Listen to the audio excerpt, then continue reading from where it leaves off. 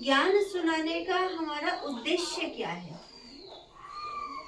ज्ञान तो बहुत जगह सुनते हैं, आप मोबाइल में भी बहुत सारा ज्ञान है, बहुत अच्छे कोटेशंस आते हैं ना, बहुत सारी अच्छी अच्छी वीडियोस आती हैं, उन्हें सुने तो लगता है कि अरे वाह, ज्ञान का भंडार है। लेकिन वो ज्ञान का भंडार ज्ञान कब है? जब वो मेरे जीवन में उतर जाए। अब मान लीजिए भोजन बहुत अच्छा है, खाना बहुत अच्छा है, बड़ी प्रशंसा हो रही है खाने की, लेकिन वो खाना तब तक बेकार है जब तक वो मेरे पेट में नहीं जाता। चाहे जितना पौष्टिक खाना हो, आप पौष्टिक खाने को देखकर, सूंघकर या उसकी महिमा सुनकर आप पेट नहीं भर सकते। क्या भर सकते हैं? नहीं भर सकते। ठीक उसी तरीके से ज्ञान को सुनकर बिना जीवन में धारण किए उसकी प्राप्ति नहीं हो सकती, उसकी प्राप्ति नहीं हो सकती। यदि जीवन में आप प्राप्ति करना चाहते हैं तो आपको ज्ञान को, मैं ये नहीं कहती बहुत सारे ज्ञान को, लेकिन जीवन के कुछ उसूल ऐसे बनाइए, कुछ नियम ऐसे बनाइए जिससे आपको जीवन में प्राप्ति होना शुरू हो जाए। और जीवन में प्राप्ति तब तक नहीं होती जब तक मेरे अंदर वो डाइजेशन पावर नहीं होती, पाचन शक्ति नहीं होती, तब तक वो भोजन भी वो भोजन ताकत नहीं देगा बिना डाइजेशन के। आप जितना अच्छा खाना खा लो, यदि शरीर में आपको ताकत चाहिए तो उस भोजन को आपको डाइजेस्ट करना पड़ेगा। आप मेडिसिन खाते हैं, मेडिसिन जब डाइजेस्ट नहीं होती तो रिएक्शन करना शुरू कर देती है, उसके साइड इफेक्ट्स आ जाते हैं, वो दूसरी बीमारियां पैदा कर देती हैं। और जब वो कहते हैं ना, शूट कर गई दवाई शूट कर गई तो आराम मिलना शुरू हो गया। दवाई शूट नहीं की, यानी वो मेरे बॉडी में एब्जॉर्ब नहीं। ठीक उसी तरीके से ज्ञान जब तक मेरे अंदर डाइजेस्ट नहीं होगा, जब तक मेरे अंदर नहीं पचेगा, तब तक वो मुझे प्राप्तियां नहीं देता। हम भगवान को मानते हैं, पूजते हैं, कामनाएं करते हैं, है ना, लेकिन उनसे प्राप्ति कब होगी?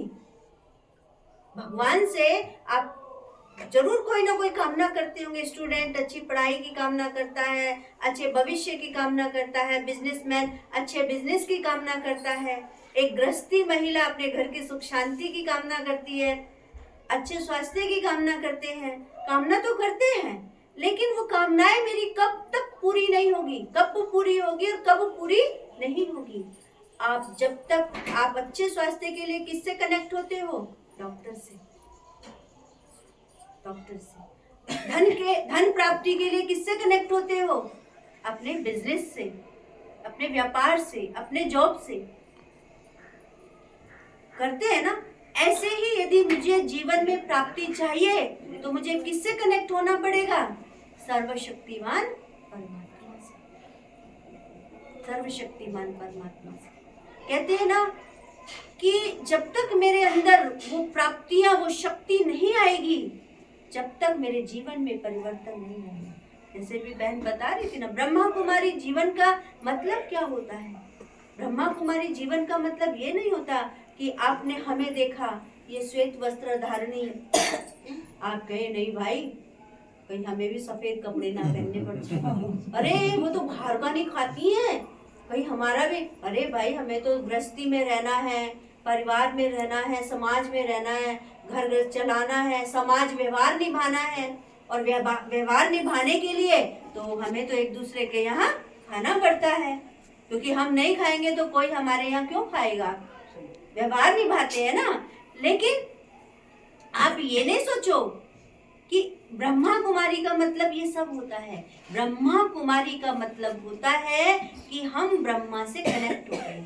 ब्रह्मा जो जगत पिता है, जिसको सृष्टि का रचयिता कहा गया है, सृष्टि का रचयिता ब्रह्मा को कहा गया है ना। जब हम उस ब्रह्मा से कनेक्ट होते हैं और ब्रह्मा के द्वारा परम पिता शिव परमात्मा से कनेक्ट होते हैं, तब हम ब्रह्मा कुमार और ब्रह्मा कुमारी कहलाते हैं। तो ब्रह्मा कुमार और कुमारी का मतलब ये होता है कि हम उनसे कनेक्ट होकर हम उनकी छत्र छाया में आ गए, हम उनके सुपरविजन में आ गए। अब वो हमारा कभी अकल्याण नहीं होने देंगे। जिनके ऊपर ब्रह्मा की छत्र छाया हो, जिनके ऊपर परम पिता शिव की छत्र छाया हो, वो मेरा अकल्याण कैसे कर सकते हैं?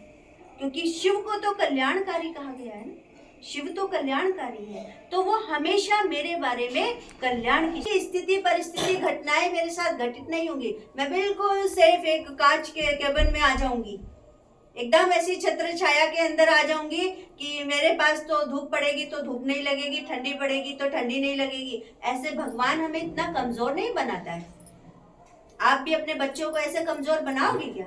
कहोगी बारिश में घूम गिर पड़ा तो खड़ा हो जाए, है ना, खड़ा हो, कोई बात नहीं, चोट लग गई तो करके आगे बढ़ो, दौड़ो। चाहते हैं ना अपने बच्चे को?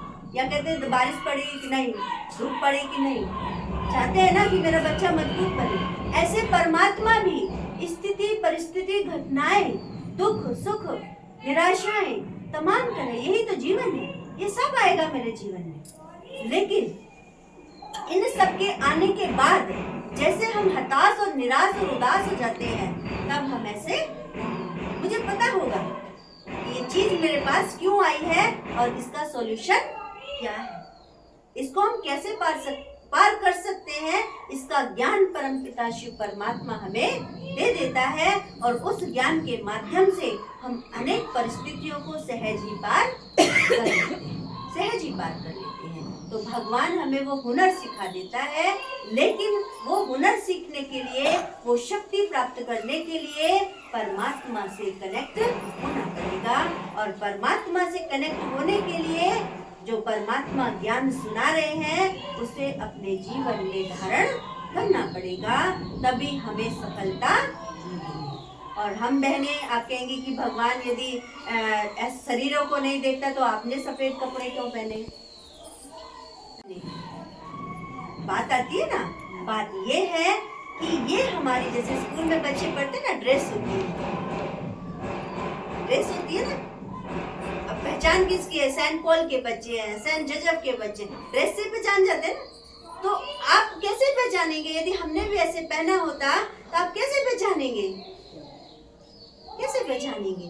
ये हमारी पहचान है कि हाँ, हम इस परम पिता शिव परमात्मा ने जो ये सृष्टि पर एक खूबसूरत दुनिया का निर्माण करने के लिए जो यज्ञ रचा है, जो एक यूनिवर्सिटी बनाई है जिसका नाम है प्रजापिता ब्रह्मा कुमारी ईश्वरीय विश्वविद्यालय, उस विद्यालय के हम निमित्त टीचर, जिन्होंने अपना जीवन भगवान की सेवा के लिए, आप सबकी सेवा के लिए समर्पित किया है, तो उस समर्पित जीवन की ये ड्रेस है। ये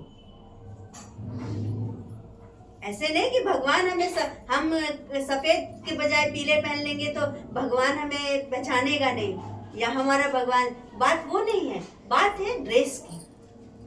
वो फिर भी हमारी आत्मा को देखता है, लेकिन एक, क्योंकि हम ऐसे, अब मान लीजिए आप में से ऐसे कोई ज्ञान बैठ के सुनाएगा तो नहीं मजा आएगा ना।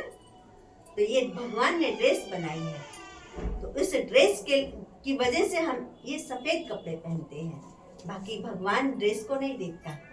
भगवान के लिए तो सब बच्चे हैं, आप भी बच्चे हैं और हम भी बच्चे हैं उसके।